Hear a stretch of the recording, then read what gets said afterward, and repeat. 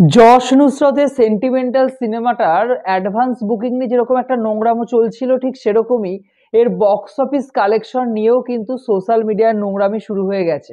এবারে দেখুন, যে সমস্ত ইউটিউবার, আমি আলাদা করে নাম বলতে চাইছি না, তারা নোংরামিটা করছেন, যে বাস্তবিক অর্থে তাদেরকে যশ নুসরত বা কেশবরা ইন্টারভিউ দিয়েছিল বলে তারা হয়তো তাদের গুণগান গাইছেন আর কি, কিন্তু বাস্তবিক অর্থে এই সিনেমাটা কিন্তু একটা ডিজাস্টার, বিশাল বড় একটা ডিজাস্টার। মানে আমি নিজে আহ, এই ব্যাপারটা নিয়ে হতাশ যে কমার্শিয়াল সিনেমা বাংলায় কি আর চলবে না। কারণ জিৎ কমার্শিয়াল সিনেমা তৈরি করেছিলেন এর আগে, আমরা দেখছিলাম বিভিন্ন সময় সেই কমার্শিয়াল সিনেমাগুলো কিন্তু বেশিরভাগ সময় মুখ থুবড়ে পড়ছিল। জিৎ তার নিজের 100% দিচ্ছিলেন, নতুন স্ক্রিপ্ট, নতুন একদম গল্পের ওপর কাজ করছিলেন তিনি। বাস্তবিক অর্থে বলা যেতে পারে সাউথের রিমেক অন্তত হচ্ছিল না আমাদের বাংলায়, কিন্তু সেখানে দাঁড়িয়ে তার সিনেমাগুলো কিন্তু সেরকম ধরনের বিজনেস করতে পারছিল না। এবং যশ নুসরতের সেন্টিমেন্টাল সিনেমাটা নিয়ে কিন্তু মানুষের মধ্যে একটা এক্সাইটমেন্ট কোথাও না কোথাও একটা ছিল। বিশেষ করে গানটা যখন 4 মিলিয়ন 5 মিলিয়ন প্লাস ভিউজ হয়েছিল, আমরা ভেবেছিলাম যে হ্যাঁ, মানুষ অন্ত হয়তো উইকেন্ডে, কারণ পরের সপ্তাহে আপনারা জানেন যে ফাইটার আসছে, তো তার আগে এই উইকটা ছিল, এখানে বড় কোনো সিনেমা ছিল না। এক হুব্বা ছিল আর আমাদের ম্যা অটল হু ছিল বড় সিনেমার মধ্যে। তো সেই সিনেমাগুলোর মধ্যে কিন্তু দাঁড়িয়ে বেশ ভালো পরিমাণ একটা কমার্শিয়াল সিনেমা বিজনেস করে নিয়ে যেতে পারতো, কিন্তু বাস্তবিক অর্থে যশ নুসরতের সেন্টিমেন্টাল সিনেমাটা ওয়াইডি ফিল্মসের প্রথম সিনেমা কিন্তু মুখ থুবড়ে পড়লো। তো বক্স অফিস কালেকশনে আলোচনা করব, তার সাথে জিতের সিনেমা বাংলায় কি আর সেরকম ধরনের বিজনেস করবে না, সেই বিষয়টা নিয়েও কিন্তু আমরা এই ভিডিওতে আলোচনা করব। তো প্রথমে যদি আমরা বক্স অফিস কালেকশন নিয়ে বলি, দেখুন বাস্তবিক অর্থে সেন্টিমেন্টালের বক্স অফিস কালেকশন খুব খারাপ। আমি বিভিন্ন সোশ্যাল মিডিয়ার পেজগুলোতে দেখছিলাম এইরকম ধরনের একটা বক্স অফিস কালেকশন ধরিয়ে দেওয়া হয়েছে।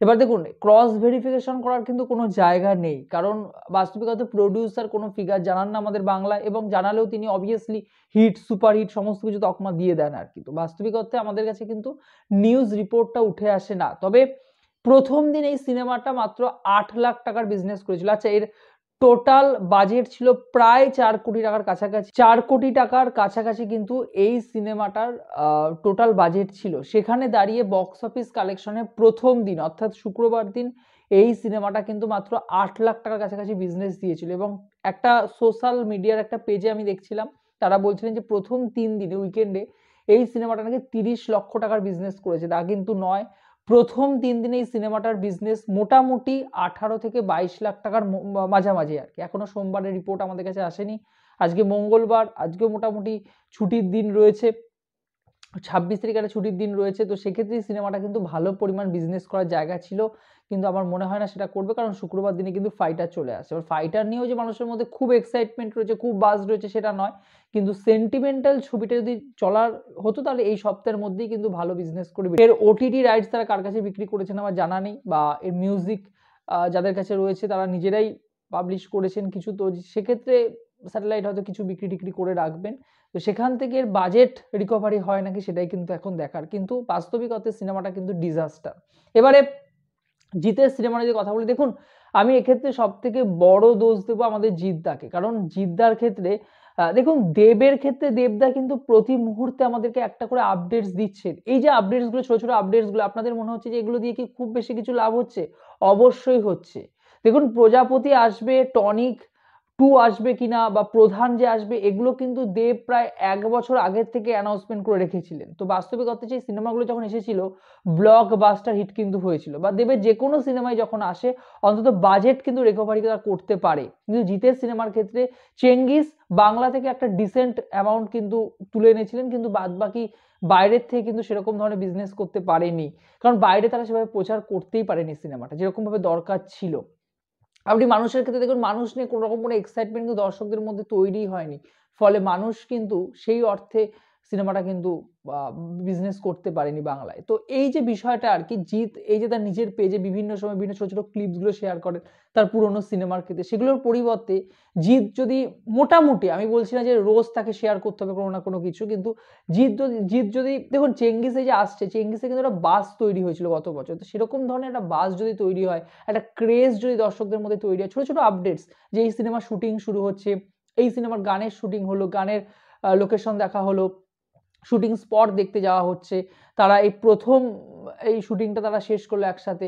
তো এই যে ছোট, ছোট আপডেটসগুলো দেওয়ার বিষয়গুলো কিন্তু একটাই যে দর্শকদের মধ্যে কিন্তু এক্সাইটমেন্ট তৈরি হয়। তার ফ্যানেদের মধ্যে কিন্তু একটা উত্তেজনা শুরু হয় এবং তার ফ্যানেরাই বাকি কাজগুলো কিন্তু করে দেয়। বিভিন্ন সোশ্যাল মিডিয়ার পেজে আমরা দেখতে পারি যে তাকে নিয়ে কিন্তু বিভিন্ন রকম পোস্ট শুরু হয়ে যায় আরকি। কিন্তু এই কাজটা নিজের থেকে যদি জিত না করেন তাহলে সিনেমা রিলিজের ১ মাস আগে বা কয়েক সপ্তাহ আগে শুধুমাত্র গান রিলিজ করে, ট্রেলার রিলিজ করে কিন্তু আজকের দিনে বাংলায় কিন্তু সিনেমা হিট করানো যায় না।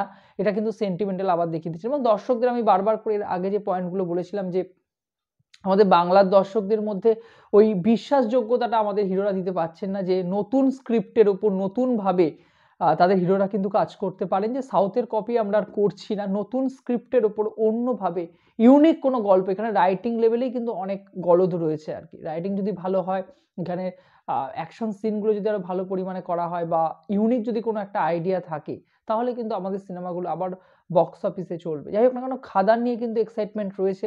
দেখা যাক খাদান নিয়ে শেষ অবধি কি হয়। তবে সেন্টিমেন্টাল কিন্তু মুখ থুবড়ে পড়ল। তো আপনারা জানাবেন জিদ্দার এই যে নিজের সিনেমা নিয়ে খামখেয়ালিপনা এটা আপনারা কেমন চোখে দেখেন? ভিডিওটি ভালো লেগে থাকলে আপনি যদি আমার সাথে সহমত হন, অবশ্যই ভিডিওটিকে একটি লাইক করে দিয়ে চ্যানেলটিকে সাবস্ক্রাইব করে দিয়ে যাবেন বন্ধুরা। ভালো থাকবেন, সবাই সুস্থ থাকবেন। জয় হিন্দ।